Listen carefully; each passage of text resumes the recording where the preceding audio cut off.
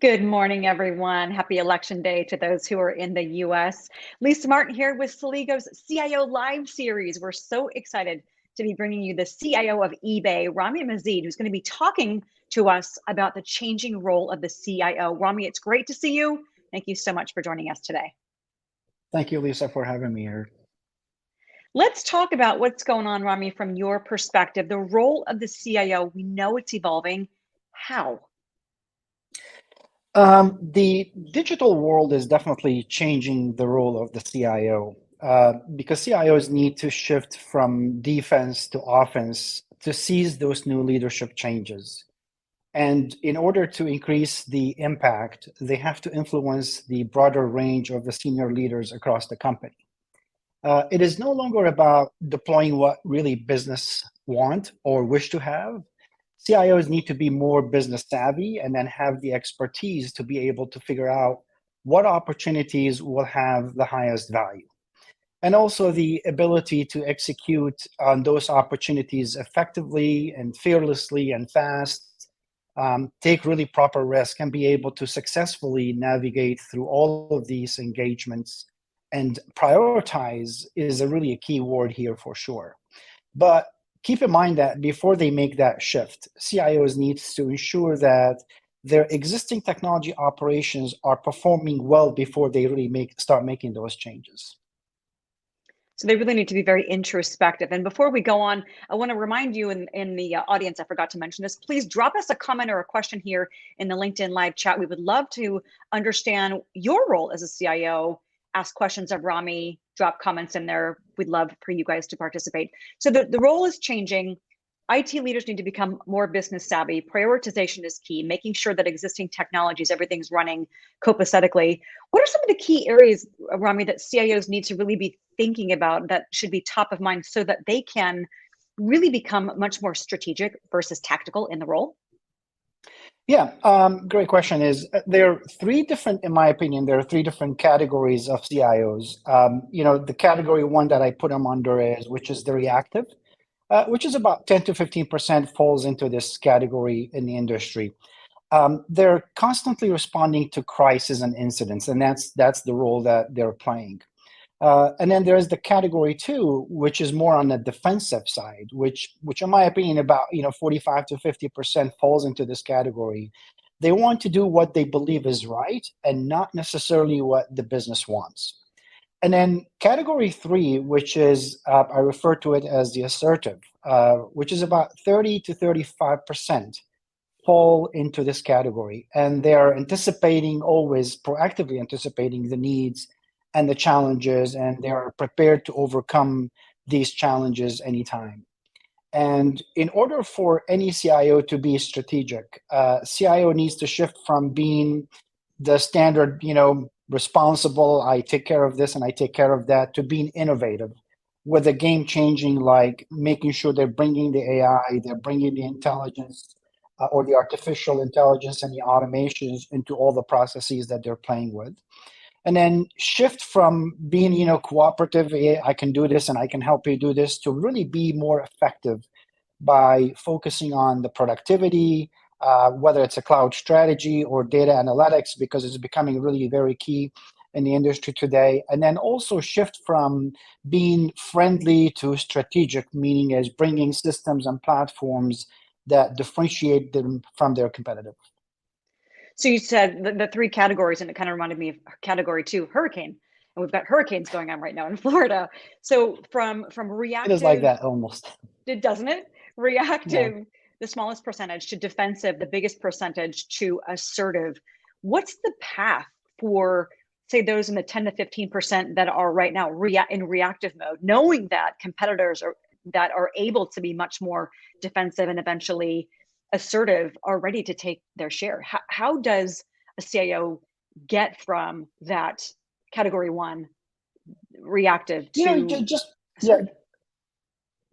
Just like what I mentioned earlier, is they really have to focus on their foundation to make sure that their foundations are fairly efficient before they restart partnering with the business to figure out what are the strategic moves they really need to make. Because If your existing environment is not solid, then you don't really have the trust with your business partners to really kind of gain that advisory role with your business partners. So focus on that first, figure out what are some of the things that you can really bring stability and scalability and ensuring that you really have strong foundation in your infrastructure to support your business units. And then you can really start moving in the direction wherever you really need to do with the business, start with a business partnership, understanding the business processes, et cetera, and then really kind of gain a seat at the table to really make sure that you start influencing and making those changes for their business.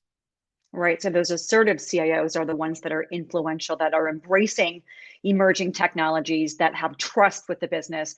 What are, you mentioned some of those emerging technologies, AI, for example, but if you think about some of the strategic focus areas that CIOs that are in that defensive to assertive category need, everybody's undergoing digital transformation. They're on some leg of that journey, but what are some of the key strategic areas that those successful transformational CIOs need to be thinking about and implementing? Got it. I would say there are a lot of strategic areas CIOs can and need to focus on. And maybe I would probably highlight 4 to 5 key areas that are important, in my opinion. Number one is just like what I talked about, the strategic thinking. CIOs need to shift from deploying what the business is asking for and become more of an outcome focused and driven. Really define the purpose, define exactly the capabilities, and then define the value. They also need to train their minds on new ways to create and deliver value with technology, because there are a lot of different technology that can really bring different values, but you really need to pick your battle and figure out which are the ones that are going to be bringing the highest value.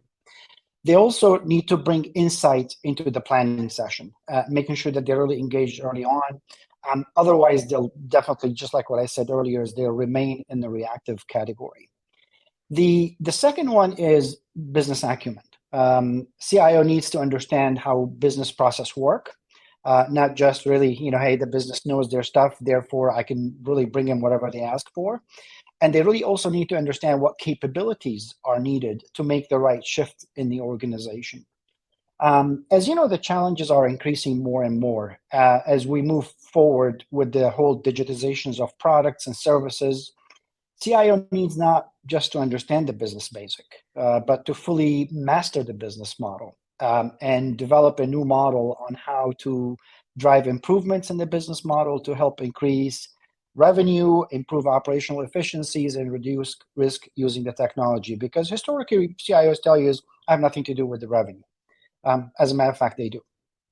And then the other thing is focus on digital transformation. Digital transformation requires technology savvy leaders, not just business leaders. So you really have to kind of combine those two skills together. Basically be able to influence leaders in the pursuit of growth and values through the use of technology. And then the other thing is automation will definitely play a key role in here as well. And then the other areas I would say is like change. It's all about change. And if you're not really focusing on it on a yearly basis, then you're going to be missing the boat. Make sure that you're influencing the major changes in the business design and the IT delivery model. Because CIOs needs to help organizations understand, embrace, and navigate changes effectively and seamlessly. And then also making sure that they're focusing on the user experience and make it as simple as possible. When I'm referring to the user experience, not just the internal users, but also the external users. Also, CIOs should not wait for an invitation to report on the IT organization, but they should really go on the offense to communicate success proactively and on a regular basis, because otherwise you'll be forgotten. And then the fifth one I would say is decision making and delegation. Because majority of our executives feel that bad decisions are as frequent as good ones. And many times the employees feel that either bad or slow decisions are impacting their ability to do their work. And I think this is very common in the industry. Either the decisions have been delayed and people get frustrated, or there's no decision has been made. This is probably number one area that we really hear from most of the people that I know in the industry that, hey, it takes forever to make decisions. To avoid that, you need to make sure that you have a decision-making processes and practices in place, and the best decisions are made as effectively as possible. And on the delegation side, many CIOs struggle with empowering their team to do the job for them. In my opinion, is advanced delegations and empowerment is a must for any CIOs who are leading major business and IT transformation initiatives. Otherwise, they will spend majority of their time putting out fires and running IT operations constantly. Yep. And as they're doing that, competition is in the rearview mirror, ready to take over if that competitor is able to be much more offensive, as you mentioned, proactive, assertive, bring insights, maybe kind of changing that I from information to insights driven, insights and influential in the organization. I got to ask you something quickly before we move on. IT in the business. I've had a lot of conversations with analysts lately and senior technology leaders across the globe, and everyone's saying, from a business IT relationship perspective, IT is the business. Do you agree with that statement? And how then does the CIO drive business value? I often see IT, by the way, report on performance rather than key performance indicators relative to the business, right? It's no longer about, hey, here's my uptime on the systems. Here are the things that I'm really doing on the IT key systems, et cetera. CIO need and should identify KPIs that really measure and communicate how IT initiatives and activities are contributing to the value generations of the enterprise. There are multiple areas that we should always keep an eye on. Number one is, how are we contributing to the GMV and the overall revenue, right? Because you really have to tie what you're doing to the revenue and the directions that you're taking. And then what type of risks that you're taking and how you're addressing those things. What are the mitigations that you're putting in place? What are the vulnerability that you're addressing? And you need to sharpen your understanding of the business outcomes that matters the most, because there are tons of activity that we can be working on. But you have to pick your battle and really figure out how you can influence the one that you're going to be working on that adds the highest value to the business. And then lastly, how we're cost efficient. And basically, I can tell you is like in my organization, we run about 268 different services, and we really have to constantly focus on how do we really make those all these services as efficient as possible, and and they're providing the highest value that we can provide to our business partners. You mentioned revenue as one of the performance outcomes that the CIO is directly related to, and you also talked about user experience a minute ago. And I always think user experience, the employees, the customers, they're inextricably linked. If the internal experience and the services that IT and the CIO suite is delivering isn't going to help employees be efficient, customer satisfaction, churn, all of those things, those dials are going to be turning at the same time. Right. Absolutely. So we can't have any technology conversation these days without talking about, where does data fit in the equation? Every company in 2022, as we go into 2023, we're almost there, has to be a data company. They have to be a software company. Consumers, the more we consume services, whether it's Netflix or e-commerce, the more demanding we get, and we bring those demands into our business lives. So talk about the role of data in the equation, where it sits in terms of priorities for that CIO that's assertive, that's influential. Well, I'll tell you, today data is more distributed than ever. It's on-prem, in the cloud, in a hybrid environment, and distributed across many services. Data management is rapidly changing due to the new technology that needs to really be focused on, for example, augmentation and automations. And then as a result, you really need to understand where the data is. And of course, the local regulations are playing a big role in this as well. Not just in the US, but it's globally as well. The data ecosystem is becoming the center of gravity for data management, and it's really becoming a very key initiative for not just IT, by the way, for IT, for legal, for business units, SOX compliance, and the list goes on and on and on. And CIO needs to embrace the concept of the data ecosystem and implications to the business. The data ecosystem will help, excuse me, manage all data, whether it's internal or external, on-prem or in a distributed systems, and whether it's in the cloud, and provides cohesive data management environment that supports the whole range of data workloads, from operational and transactional data and data science to really production. And the effective data management is basically essential to every aspect of software and analytics and AI, ML, even in a digital use case. And those are the things that we constantly have to really think about. How do we really bring all of these things together? Right. Bringing them all together is really going to be key to drive that competitive advantage, the agility, the speed with which any organization, if it's whether it's a bank, a hospital, or a retailer that needs to be able to drive to deliver that business value at the speed of light, which is what consumers are expecting. I'm going to ask you some of the things that you've seen and that you've talked about in terms of the transformation of the CIO. What's been catalyzed by some of the recent compelling events we've all been living through?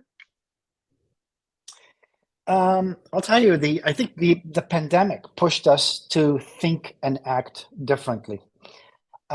Interestingly enough, the concept of work from anywhere, anytime was not a new concept. But no, I mean, it really, I would say, existed in the mid 2000s, but no one took it seriously back then.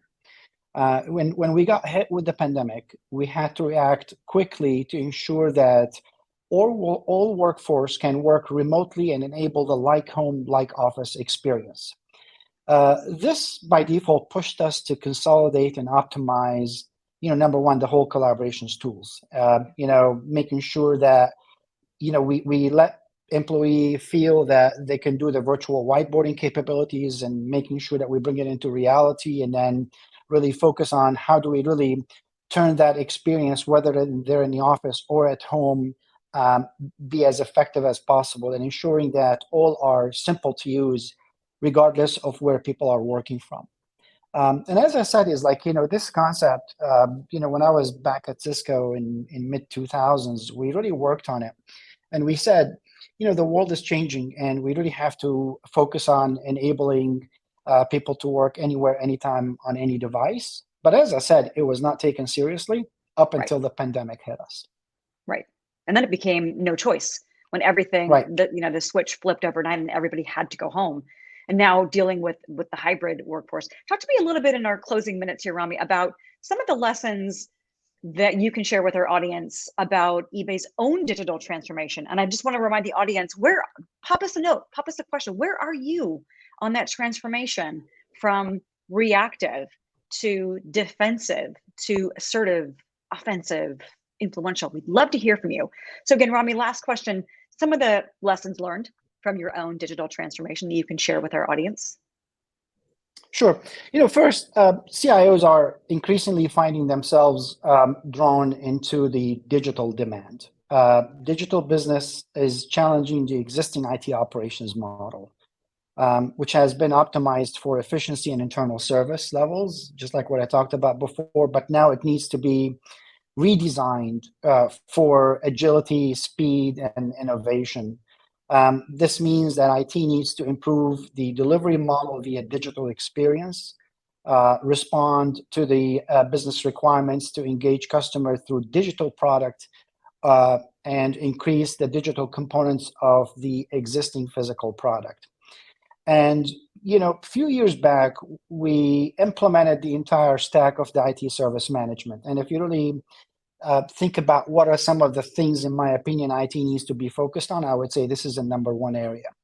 Because what it does is it basically includes understanding your asset management, and really do the auto discovery for that, along with the configuration management, build the full dependency mapping across all the services that you're managing, and then tie it to incident and the change management, as well as the knowledge management. And because of all this work that we have done, we now have about 38% deflection rate that gets resolved on their own, and without really any human interaction, rather than having our support team spend their time, really figure out how I'm going to really help employees, and then becoming really more of a self-service.